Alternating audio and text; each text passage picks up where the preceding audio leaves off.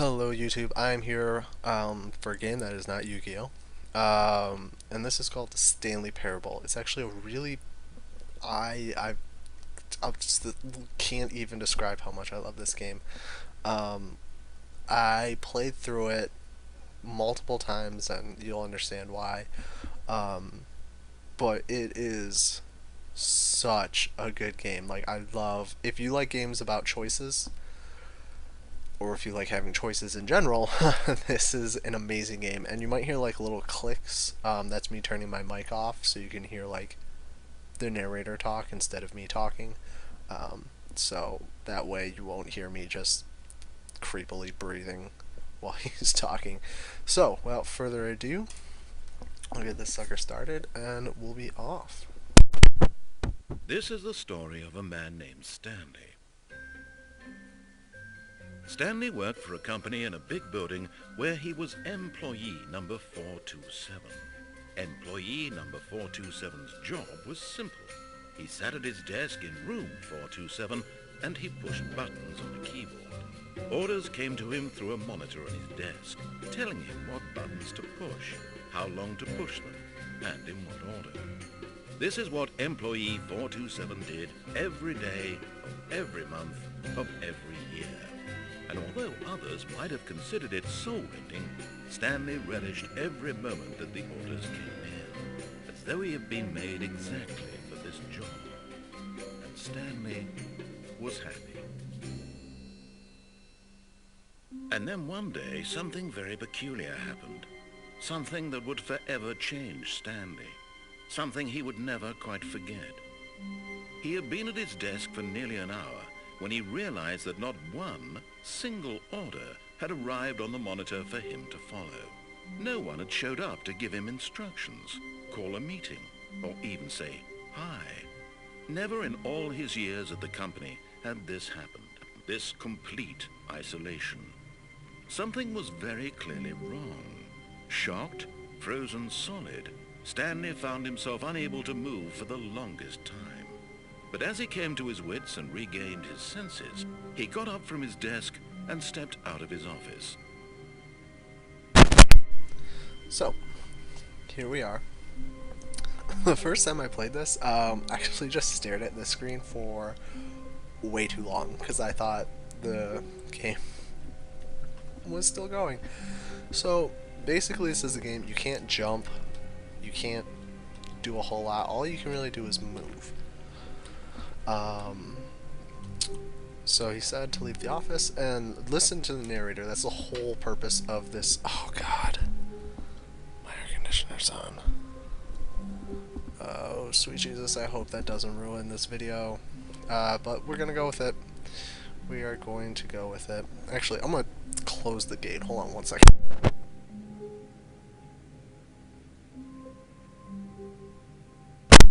Hopefully that helped. Probably not, but let's give it a try. How long was I sitting there? Stanley wondered to himself. Minutes? Days? Centuries? Did something crucial happen while my senses were turned? He made a note to be more careful with time from now on. So, you can explore all the rooms, certain rooms, they don't have anything on them. Some things you can interact with. Like, for instance, I just turned that computer off.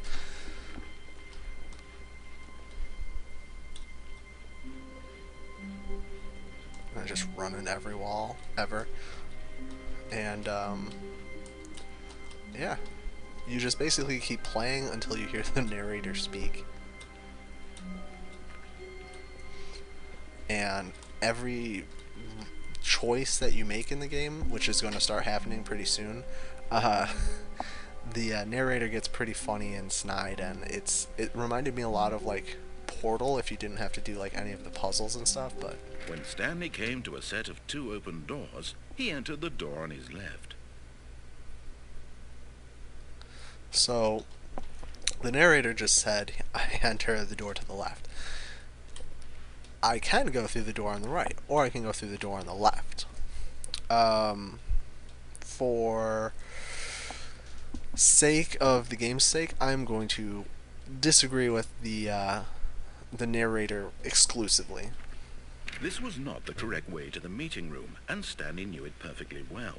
Perhaps he wanted to stop by the employee lounge first, just to admire it. Ah, yes, truly a room worth admiring. It had really been worth the detour after all, just to spend a few moments here in this immaculate, beautifully constructed room. Stanley simply stood here, drinking it all in.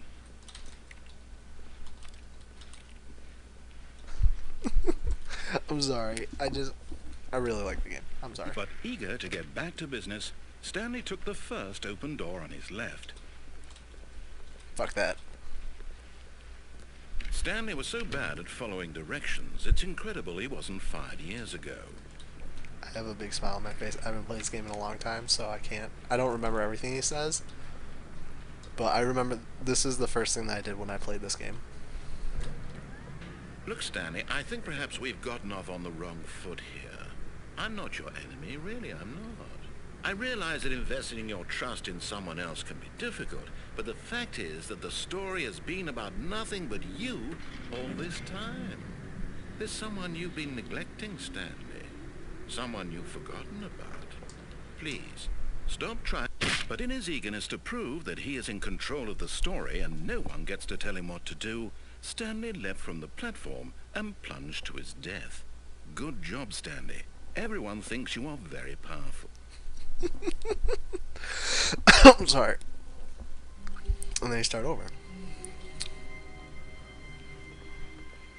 All of his co-workers were gone. What could it mean? Stanley decided to go to the meeting room. Perhaps he had simply missed a memo. And like every time you go through, like the dialogue changes sometimes. So if you do like a couple endings, there are multiple endings. Spoiler alert, sorry. When Stanley came to a set of 2 open doors, he entered the door on his left. So I'll disagree with that again. This was not the correct way to the meeting room, and Stanley knew it perfectly well. Perhaps he wanted to stop by the employee lounge first, just to admire it. Wow. Yes, this room. What a beautiful room. What a gorgeous, gorgeous room. Thank goodness Stanley had taken this detour on his way to the meeting room. Life without having experienced this room was now too horrible even to consider. So you can tell like the dialogue changes and the narrator's like getting But annoyed with me to playing. get back to business, Stanley took the first open door on his left. I'll abide by And so he detoured through the maintenance section, walked straight ahead to the opposite door, and got back on track. Ah, it's tempting. It's tempting. Now I don't want to show you every ending in the game, but I can definitely get through a couple of them. Yet there was not a single person here either. Feeling a wave of disbelief, Stanley decided to go up to his boss's office, hoping he might find an answer there. Let it ball up inside you. Take it out passive-aggressively on other coworkers. Resent coworkers for not supporting your decisions. Or I think it said decisions. Make sure your slide has a slick blue graphic as a header and throw some bevel. I don't know what that word is. I can't read this fast. Fuck. Everyone is unique. You most of all. Some satire on the corporate life. And again, we're faced with 2 Coming to a choices. staircase, Stanley walked upstairs to his boss's office. So, like, basically every room you walk into, there's 2 choices. So, the game has something like 50 different endings. And I mean, graphically, it's pretty good for, like, as simple as a game as it is. Stepping into his manager's office, Stanley was once again stunned to discover not an indication of any human life. Shocked, unraveled, Stanley wondered in disbelief who orchestrated this, what dark secret was being held from him. What he could not have known was that the keypad behind the boss's desk guarded the terrible truth that his boss had been keeping from him. And so the boss had assigned it an extra secret PIN number, 2845. But of course, Stanley couldn't possibly have known this. Yet incredibly, by simply pushing random buttons on the keypad, Stanley happened to input the correct code I thought he by said sheer 2845. luck. Amazing. He stepped into the newly opened passageway. Okie dokie. Where are we going? I can't go in here. Where are we to? Where are we to? Let's go down. That's a good sign. But, I mean, this is such a simple game, yet I mean, it has really good graphics for as stupid as a game like as it is. So, I mean, hats off to the guys that made this. It's definitely, I can't say enough good things about this game. Descending deeper into the building, Stanley realized he felt a bit peculiar. It was a stirring of emotion in his chest, as though he felt more free to think for himself, to question the nature of his job.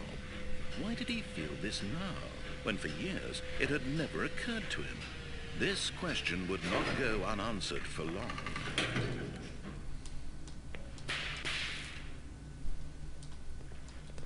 Like, this game could have easily been like a horror type game where you just kind of walk around and bad things happen, but he went with this and I'm so happy for it. Stanley walked straight ahead through the large door that read Mind Control Facility.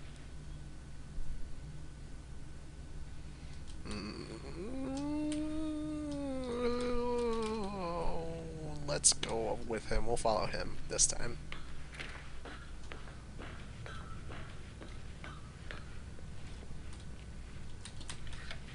The lights rose on an enormous room packed with television screens.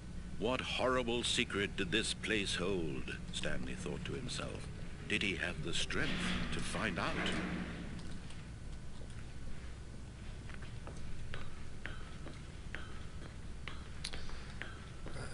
Go on. Where's the button? There's the button. Security cameras. Now the monitors jumped to life, their true nature revealed. Each bore the number of an employee in the building, Stanley's co-workers.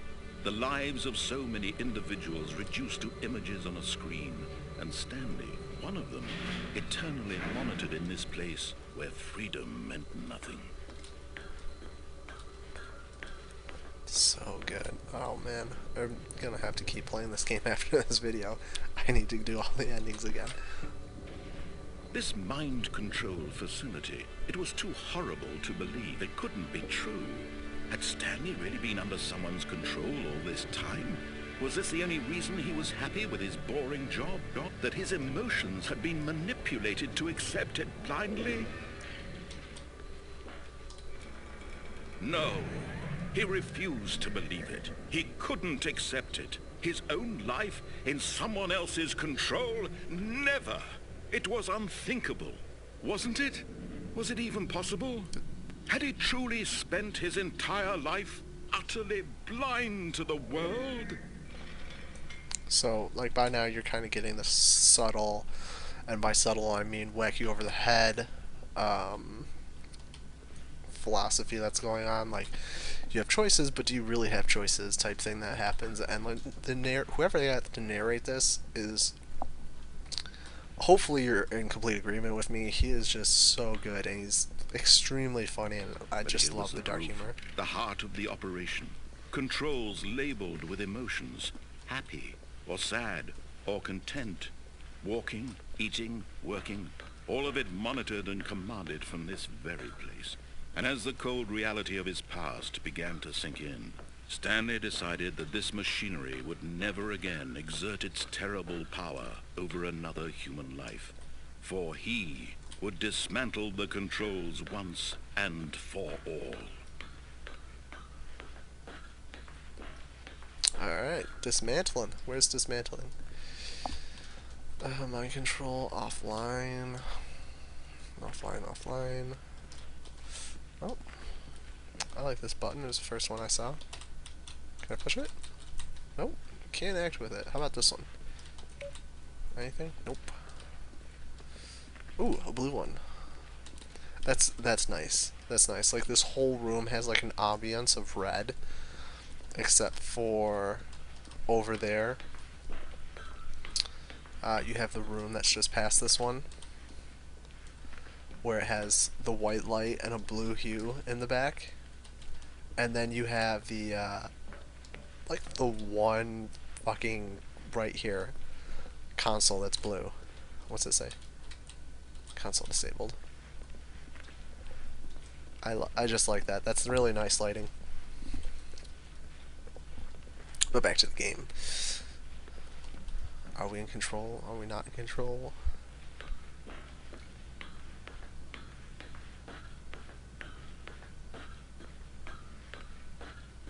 And when at last he found the source of the room's power, he knew it was his duty, his obligation, to put an end to this horrible place and to everything it stood for. It's also nice, like it turns off. I want to scroll back so you can see it, but we want to turn it off.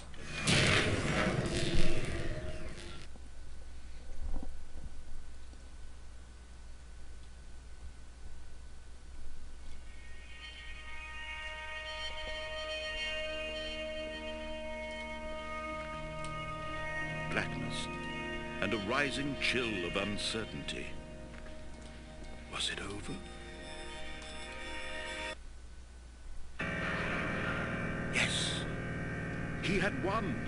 He had defeated the machine, unshackled himself from someone else's command. Freedom was mere moments away.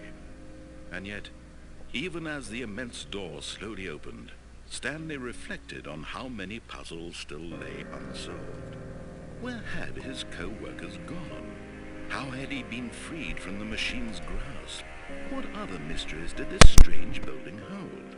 But as sunlight streamed into the chamber, he realized none of this mattered to him, for it was not knowledge or even power that he had been seeking, but happiness.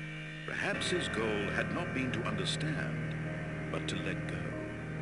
No longer would anyone tell him where to go, what to do, or how to feel. Whatever life he lives, it will be his. And that was all he needed to know. It was perhaps the only thing worth knowing. Stanley stepped through the open door.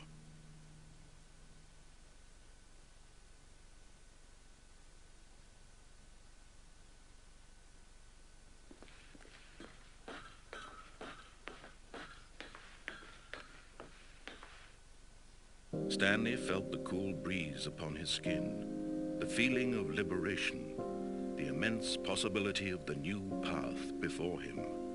This was exactly the way, right now, that things were meant to happen.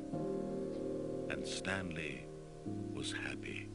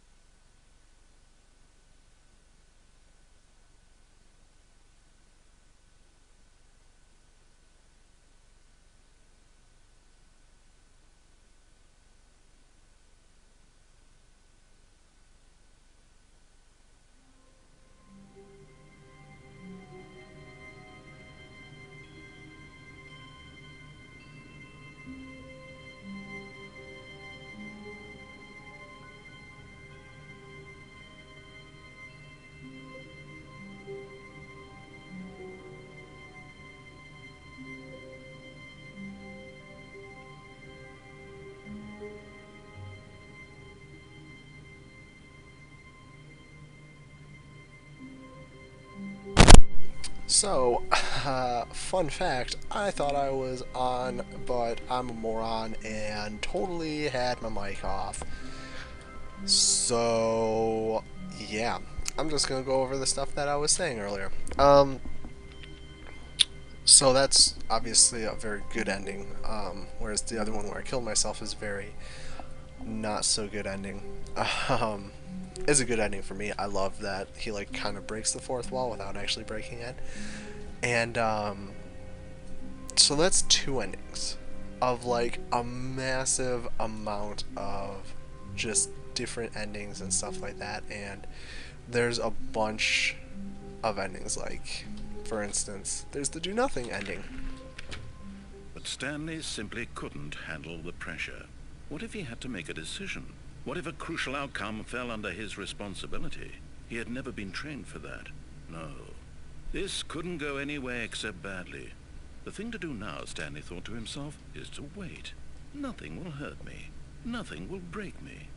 In here I can be happy forever. I will be happy. Stanley waited. Hours passed, then days. Had years gone by? He no longer had the ability to tell. But the one thing he knew for sure, beyond any doubt, was that if he waited long enough, the answers would come. Eventually, someday, they would arrive. Soon, very soon now, this will end. He will be spoken to. He will be told what to do. Now it's just a little bit closer. Now it's even closer. Here it comes.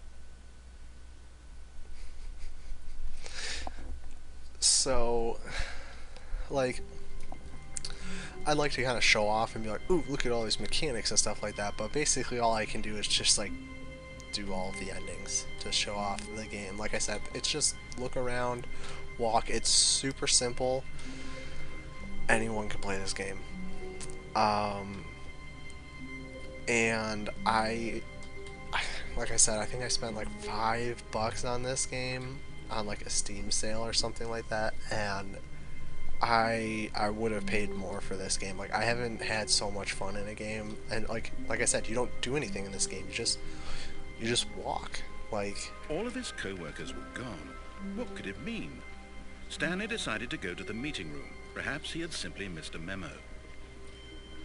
it's just an extremely like fun kind of like interactive game, and there are some endings that are like super fucking freaky.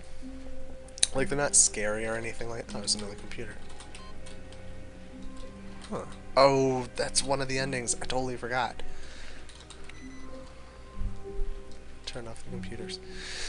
So, just so you know, that's an ending. But you need more computers. And it's I don't know. Maybe I'm just crazy, but I love games that give you choices. Like, most games say they give you choices, but they're all actually combat oriented. Like, I can be a blacksmith, or I can be a merchant, or I can be a tailor.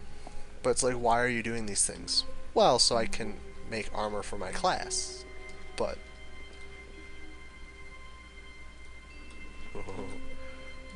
did you guys notice that too?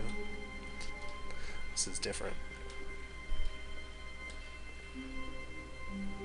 I love that. Oh man, I totally forgot this game did that. It rearranges like the office.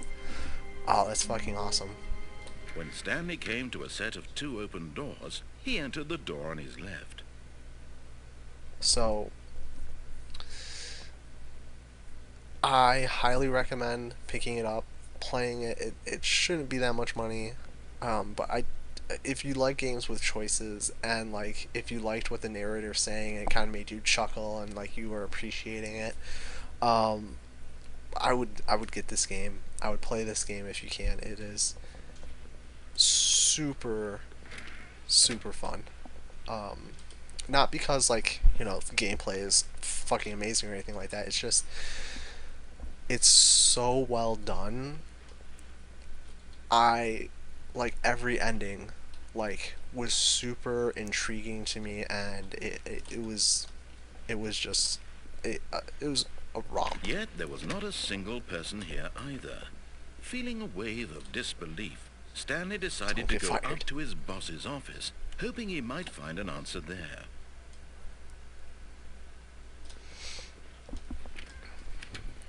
I'll do Coming to a one staircase, more ending, Stanley maybe? walked upstairs to his boss's office. Fuck you. I'm going downstairs. And like, a lot of time, you actually get that feeling of like, fuck you, narrator, I'm not going to do what you say. And that's the first one that I did. I was completely against him from the start. But Stanley just couldn't do it. He considered the possibility of facing his boss, admitting he had left his post during work hours. He might be fired for that. And in such a competitive economy, why had he taken that risk? All because he believed everyone had vanished. His boss would think he was crazy. And then something occurred to Stanley. Maybe, he thought to himself, maybe I am crazy. All of my co-workers blinking mysteriously out of existence in a single moment for no reason at all. None of it made any logical sense. And as Stanley pondered this, he began to make other strange observations. For example, why couldn't he see his feet when he looked down? Why did doors close automatically behind him wherever he went? And for that matter, these rooms were starting to look pretty familiar. Were they simply repeating? No, Stanley said to himself, this is all too strange. This can't be real. And at last, he came to the conclusion that had been on the tip of his tongue. He just hadn't found the words for it. "I'm dreaming!" he yelled. "This is all a dream." Oh, what a relief Stanley felt to have finally found an answer, an explanation. His co-workers weren't actually gone. He wasn't going to lose his job. He wasn't crazy after all. And he thought to himself, I suppose I'll wake up soon. I'll have to go back to my boring real-life job pushing buttons. I may as well enjoy this while I'm still lucid. So, he imagined himself flying and began to gently float above the ground. Then he imagined himself soaring through space on a magical starfield, and it too appeared. It was so much fun, and Stanley marveled that he had still not woken up. How was he remaining so lucid? And then perhaps the strangest question of them all entered Stanley's head. One he was amazed he hadn't asked himself sooner. Why is there a voice in my head dictating everything that I'm doing and thinking? Now the voice was describing itself being considered by Stanley, who found it particularly strange. I'm dreaming about a voice describing me, thinking about how it's describing my thoughts, he thought.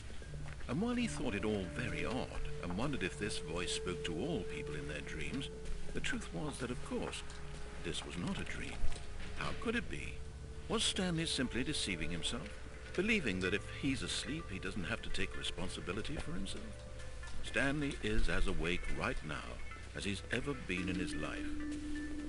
Now, hearing the voice speak these words was quite a shock to Stanley. After all, he knew for certain, beyond a doubt, that this was in fact a dream. Did the voice not see him float and make the magical stars just a moment ago? How else would the voice explain all that? This voice was a part of himself too. Surely, if he could just... He would prove it. He would prove that he was in control, that this was a dream. So he closed his eyes gently, and he invited himself to wake up. He felt the cool weight of the blanket on his skin, the press of the mattress on his back, the fresh air of a world outside this one. Let me wake up, he thought to himself. I'm through with this dream. I wish it to be over. Let me go back to my job. Let me continue pushing the buttons. Please, it's all I want. I want my apartment, and my wife, and my job. All I want is my life exactly the way it's always been. My life is normal. I am normal. Everything will be fine. I am okay.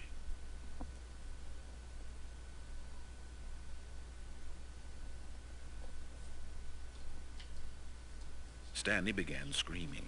Please, someone, wake me up. My name is Stanley. I have a boss. I have an office. I am real. Please, just someone tell me I am real. I must be real. I must be. Can anyone hear my voice? Who am I? Who am I? And everything went black.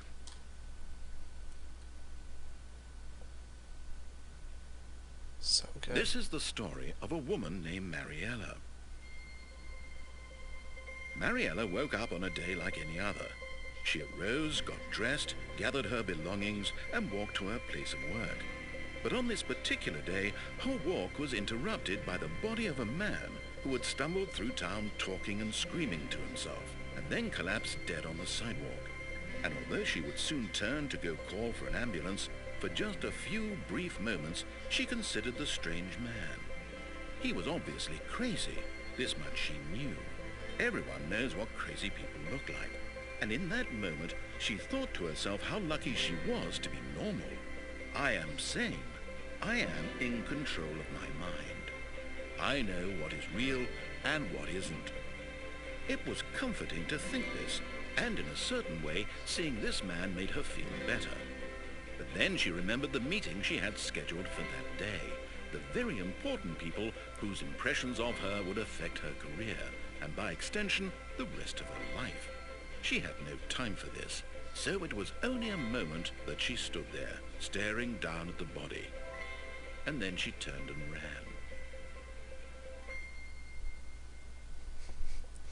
Oh my god, that's so good. Oh, I forgot how you did that ending.